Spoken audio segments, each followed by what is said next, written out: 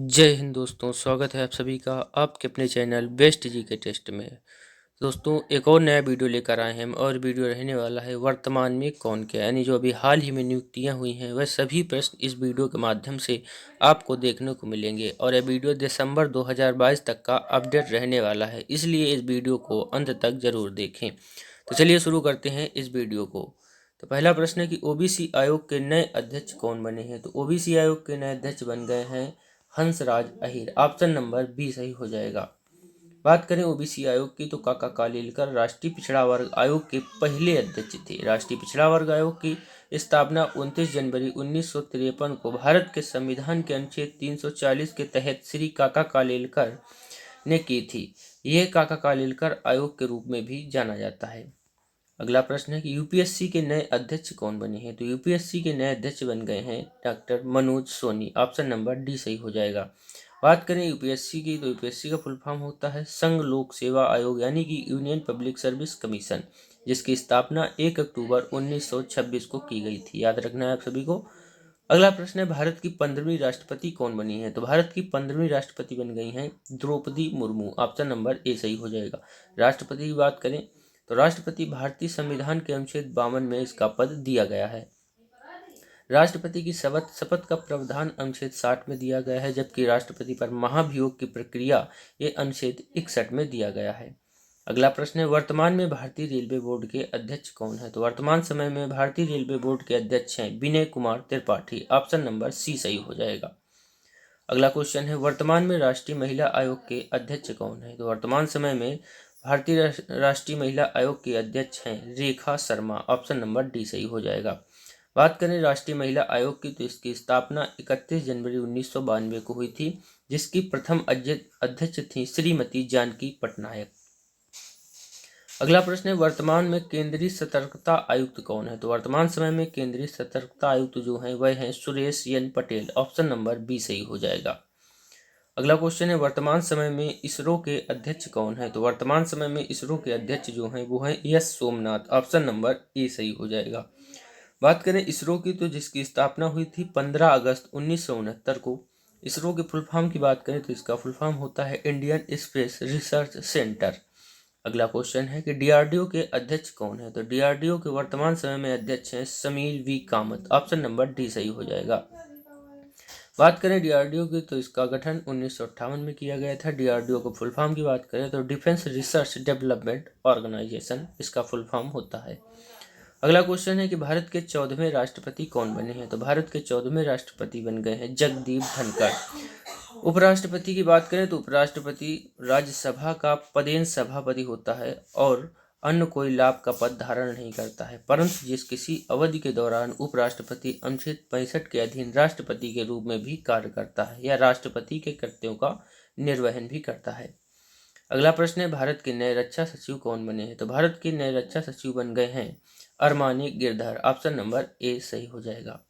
अगला क्वेश्चन है वर्तमान में भारत का विदेश सचिव किसे नियुक्त किया गया है। तो वर्तमान समय में भारत का विदेश सचिव नियुक्त किया गया है विनय मोहन क्वात्रा को। ऑप्शन नंबर डी सही हो जाएगा। अगला प्रश्न है वर्तमान में भारत के मुख्य न्यायाधीश कौन है। तो वर्तमान समय में भारत के मुख्य न्यायाधीश जो हैं वो हैं धनंजय यशवंत चंद्रचूड़, जो 50वें नंबर के मुख्य न्यायाधीश हैं। भारत गणराज्य में अब तक कुल 50 न्यायाधीशों ने मुख्य न्यायाधीश के रूप में सेवा की है। न्यायमूर्ति श्री एच.जे. कानिया भारत के पहले मुख्य न्यायाधीश थे तथा वर्तमान मुख्य न्यायाधीश न्यायमूर्ति श्री धनंजय यशवंत चंद्रचूड़ हैं। अगला प्रश्न है वर्तमान में राज्यसभा के महासचिव कौन है। तो वर्तमान समय में राज्यसभा के महासचिव हैं प्रमोद चंद्र मोदी। ऑप्शन नंबर डी सही हो जाएगा। अगला क्वेश्चन है वर्तमान में लोकसभा अध्यक्ष कौन है। तो वर्तमान समय में लोकसभा अध्यक्ष हैं Om Birla. Option number C सही हो जाएगा। लोकसभा अध्यक्ष लोकसभा के सत्रों की अध्यक्षता करता है और सदन के कामकाज का संचालन करता है। वह निर्णय करता है कि कोई विधेयक धन विधेयक है या नहीं। वह सदन का अनुशासन और मर्यादा बनाए रखता है और इसमें बाधा पहुंचाने वाले सांसदों को दंडित भी कर सकता है। अगला प्रश्न है कि वर्तमान समय में लोकसभा के उपाध्यक्ष कौन है। तो वर्तमान समय में लोकसभा के उपाध्यक्ष हैं P Thambi Durai. Option number D सही हो जाएगा। अगला क्वेश्चन है वर्तमान में भारत के वित्त सचिव कौन है। तो वर्तमान समय में भारत के वित्त सचिव हैं टीवी सोमनाथन। है कि वर्तमान में बीएसएफ के महानिदेशक कौन है? तो वर्तमान समय में बीएसएफ के महानिदेशक हैं पंकज सिंह। ऑप्शन नंबर सही हो जाएगा। बात करें बीएसएफ की तो इसका फुल फॉर्म होता है बॉर्डर सिक्योरिटी फोर्स। भारत का यह एक प्रमुख अर्धसैनिक बल है एवं विश्व का सबसे बड़ा सीमा रक्षक बल है, जिसका गठन 1 दिसंबर 1965 में हुआ था। 1 दिसंबर 2022 को 58वां सीमा सुरक्षा बल दिवस मनाया गया है। अगला प्रश्न है कि हाल ही में भारत के मुख्य चुनाव आयुक्त कौन नियुक्त किए गए हैं? तो हाल ही में भारत के मुख्य चुनाव आयुक्त नियुक्त किए गए हैं Rajeev Kumar. Option number C सही हो जाएगा। भारत के चुनाव आयुक्तों में कुल 3 चुनाव आयुक्त होते हैं, जिसमें से एक मुख्य चुनाव आयुक्त होता है एवं अन्य 2। तो अन्य 2 वह कौन से हैं? एक है अनूप चंद्र पांडे और दूसरे हैं अरुण गोयल। अगला प्रश्न है कि वर्तमान में भारत के महान्यायवादी कौन है? तो वर्तमान समय में भारत के महान्यायवादी हैं are Venkat Ramani. Option number B सही हो जाएगा। बात करें महान्यायवादी की तो भारत के महान्यायवादी, जिसका अनुसरण अनुच्छेद 76(1) में दिया गया है, कि नियुक्त भारत के राष्ट्रपति द्वारा की जाती है। जो व्यक्ति उच्चतम न्यायालय के न्यायाधीश बनने की योग्यता रखता है, ऐसे किसी व्यक्ति को राष्ट्रपति महान्यायवादी के पद पर नियुक्त कर सकते हैं। अगला प्रश्न है कि वर्तमान में भारत के नियंत्रक और महालेखा परीक्षक कौन है? तो वर्तमान समय में भारत के नियंत्रक एवं महालेखा परीक्षक हैं Girish Chandra Murmu. Option number A सही हो जाएगा। जिसकी नियुक्ति होती है भारत के राष्ट्रपति के द्वारा और इनका अवधि काल होता है 6 वर्ष या फिर 65 वर्ष।